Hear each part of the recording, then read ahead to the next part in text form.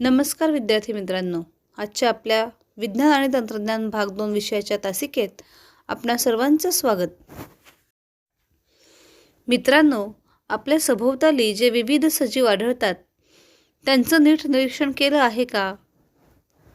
यामध्ये कुत्र्याची पिल्लं ही कुत्र्यासारखीच दिसतात, कबुतराची पिल्लं ही कबुतरासारखीच दिसतात, तर माणसाची मुलं देखील माणसासारखीच दिसतात. हे जे माता पिता आणि संततीमध्ये असलेलं साम्य आहे, यामागचं कारण काय, याचा शोध आपण आजच्या या प्रकरणामध्ये घेणार आहोत. जेनेटिक्स म्हणजेच अनुवंशिकी शास्त्र. The branch of biology which studies the transfer of characteristics of organisms from one generation to the next and genes in particular is called genetics. सजीवांमधील गुणधर्म एका पिढीतून दुसऱ्या पिढीत कसे उतरतात याचा सामान्यपणे अभ्यास करणारी, मुख्यत्वे करून जनुकांचा अभ्यास करणारी, जीन्स म्हणजे जनुक, या जनुकांचा अभ्यास करणारी जी जीवशास्त्राची शाखा आहे त्या शाखेलाच जेनेटिक्स म्हणजेच अनुवंशिकी शास्त्र असे म्हणतात. New progeny is form through the process of reproduction. Reproduction म्हणजे पुनरुत्पादन. पुनरुत्पादनाच्या प्रक्रियेतून नवीन संतती निर्माण होते. न्यू प्रोजेनी, नवीन संतती निर्माण होते. आता यामध्ये ही जी संतती निर्माण झालेली आहे, या संततीमध्ये आणि तिच्या जनकांमध्ये बऱ्याच प्रमाणात साम्य आपल्याला आढळतं. त्या साम्याबरोबर काही बदल, काही फरकसुद्धा आपल्याला आढळतात. Some minor differences may occur in the offsprings and also some similarities are there with their parents. Organisms produced by asexual reproduction show minor variation. विद्यार्थी मित्रांनो, रिप्रोडक्शन म्हणजे पुनरुत्पादनाचे दोन प्रकार आढळतात मुख्यत्वे करून. त्यामध्ये सेक्शुअल रिप्रोडक्शन आणि असेक्शुअल रिप्रोडक्शन. असेक्शुअल रिप्रोडक्शन म्हणजे अलैंगिक प्रजननामध्ये जे काही सजीव निर्माण होतात त्या सजीवांमध्ये असलेले भेद हे खूप कमी असतात. ते सजीव त्यांच्या पालकाशी जसेच्या तसे मिळते जुळते असतात. खूप प्रमाणात ते मिळते जुळते असतात. तर सेक्शुअल रिप्रोडक्शन म्हणजे लैंगिक प्रजननामध्ये जे सजीव निर्माण होतात त्या सजीवांमध्ये आपल्या पालकांच्या तुलनेमध्ये भेद जास्त असतात. Inherited traits and expression of traits. Inherited traits म्हणजे अनुवंशिक लक्षणे व एक्सप्रेशन ऑफ ट्रेट्स म्हणजे लक्षणांचे प्रकटीकरण.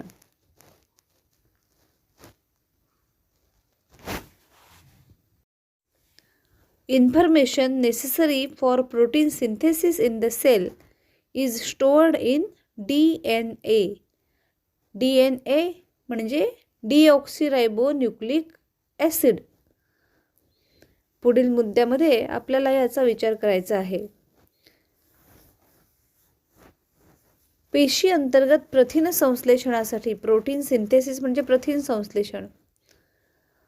प्रथिन संश्लेषणासाठी जी काही आवश्यक माहिती असते अशा माहितीचा साठा पेशीमध्ये जो DNA असतो त्या DNA मध्ये केलेला असतो. The segment of DNA which contains all the information for synthesis of particular protein is called gene for that protein. आतापर्यंत आपण जनुक हा शब्द ऐकला. मग जनुक म्हणजे काय, तर segment of DNA which contains all the information for synthesis of particular protein. DNAच्या ज्या खंडामध्ये विशिष्ट प्रथिनासंबंधी सर्व प्रकारची माहिती साठवलेली असते त्याला त्या प्रथिनासाठीचे जनुक असं म्हणतात. जीन म्हणजे जनुक. जीनची व्याख्या महत्त्वाची आहे. पुन्हा एकदा ऐका. The segment of DNA which contains all the information for synthesis of particular protein is called gene for that protein. मराठीमध्ये DNAच्या ज्या खंडामध्ये विशिष्ट प्रथिनासंबंधी सर्व माहिती साठवलेली असते त्याला त्या प्रथिनासाठीचे जनुक असे म्हणतात. To understand the concept of heredity, let us consider the characteristic plant height.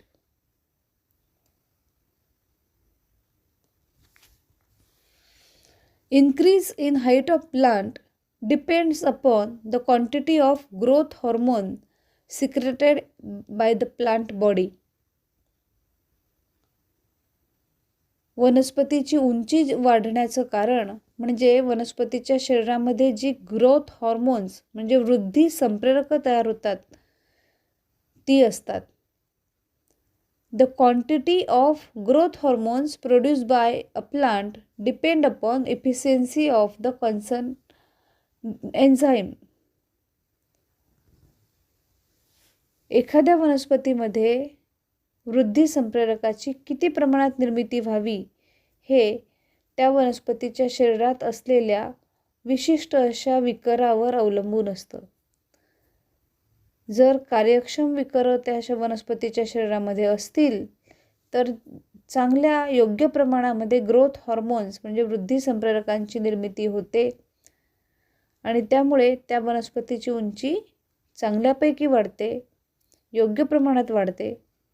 पण जर त्या वनस्पतीच्या शरीरामध्ये तयार होणारी विकर ही लेस इफिशियंट म्हणजे कमी कार्यक्षम असतील, कमी प्रमाणात निर्माण होत असतील तर अशा वेळेस वृद्धी संप्रेरक म्हणजे ग्रोथ हॉर्मोन जे आहेत ते सुद्धा कमी प्रमाणात तयार होतात आणि म्हणून त्या वनस्पतीची वाढ खुंटते, खुजा वनस्पती निर्माण होतात.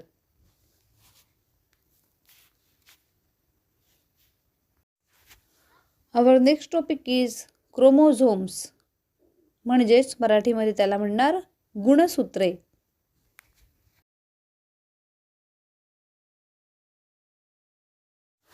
The structure in the nucleus of cells that carries the hereditary characteristics is called the chromosome. पेशीच्या केंद्रकात असणाऱ्या आणि अनुवंशिक गुणधर्मांचं वहन करणाऱ्या पेशीतील घटकाला गुणसूत्रे असं म्हणतात.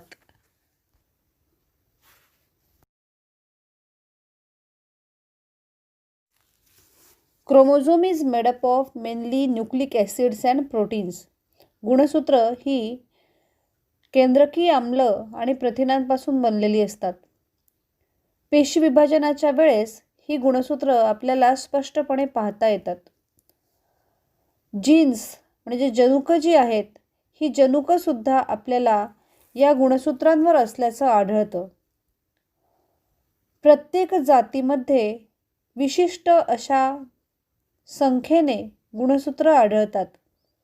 जसं मानवाचा जर विचार केला आपण तर आपल्या प्रत्येक पेशीमध्ये एकूण 46 गुणसूत्र आहेत. During cell division chromosomes can be clearly seen under compound microscope. Genes contain the information about hereditary characteristics are present or located on these chromosomes. Each species has a specific number of chromosomes. For example, in human beings there are 46 chromosomes. Each chromosome is made up of DNA and it appears dumbbell shape. You can observe a constricted region on each chromosome and this is called as the primary constriction or centromere. This divide the chromosome into two parts. Each part is called as the arm. त्याला गुणसूत्राची भुजा असं म्हणतात. The centromere has specific position. Depending on this, there are 4 types of chromosomes. सेंट्रोमियरच्या असण्यावरून एकूण गुणसूत्रांचे 4 प्रकार आपल्याला आढळतात. Metacentric chromosome. Here, the centromere is exactly at the midpoint in the chromosome, and therefore this chromosome looks like English letter capital V. The arms of this chromosome are equal in length as shown in the figure.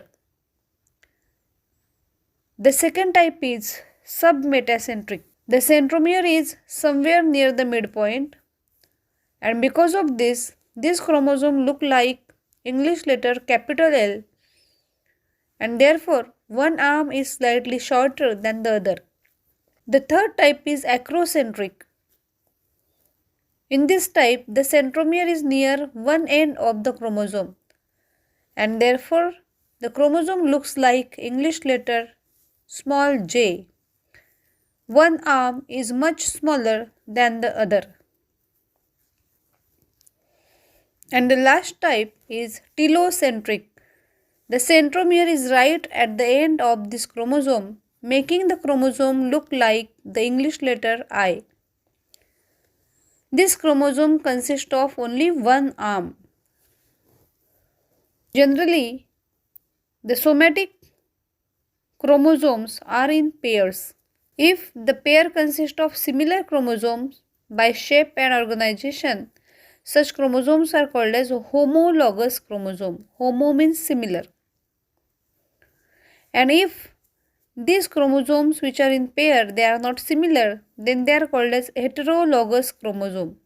Chromosomes which are related with determination of sex are called as sex chromosomes or allosomes, while the others are called as autosomes or somatic chromosomes. Here there is a chart in front of you from which you can observe number of chromosomes present in the particular organism. Please draw the diagrams in your book showing organization of chromosome and types of chromosomes. गुणसूत्राची रचना आणि गुणसूत्राचे प्रकार दाखवणारी आकृती आपल्या वहीमध्ये काढा.